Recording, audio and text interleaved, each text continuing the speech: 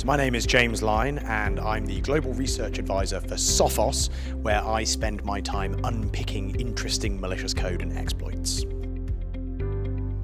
So today at InfoSecurity, I've been on the Keynote stage with a number of distinguished presenters talking about some of the latest trends in cybersecurity, how the cybercriminals are still succeeding in breaching computer networks, and what we need to be on the lookout for through this year. Well, of course, at InfoSecurity, one of the most important things is for practitioners to be able to decide what the most important focuses are. What are cybercriminals going to do to their businesses, and what can they do to keep themselves safe? So we've been kind of up there talking about some of the top tactics that work and some of the things that everyone in the audience could go back and apply right away to make a difference to their security.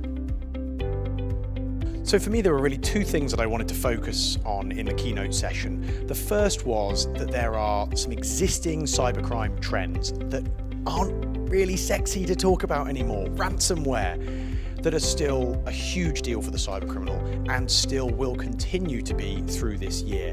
I talked about ransomware as a service and how criminals are evolving not just their technical, but their business model. And then I moved on to talk about what I think is going to be one of the most influential next things in the security industry as a whole. Machine learning, AI, and its potential to enable us to develop a whole new range of security capabilities that start to fight back against some of the cybercriminals' success in those domains. Well, I think over the next 12 to 18 months, there are really two things that we need to be on the lookout for. One good and one bad. I'm going to be optimistic as a security practitioner for once. Optimistically, I think that there's huge potential in machine learning and AI for positive application in the security industry as a whole. Everything from antivirus through to data protection through to network security. I think it's going to be as transformative as the shift from signatures through to more generalized protection back in the old days.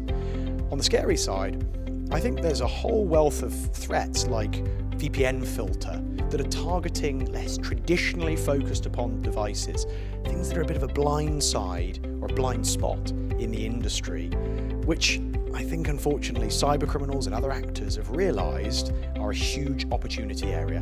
So I expect we're going to be seeing many more attacks like that in the next 12 to 18 months.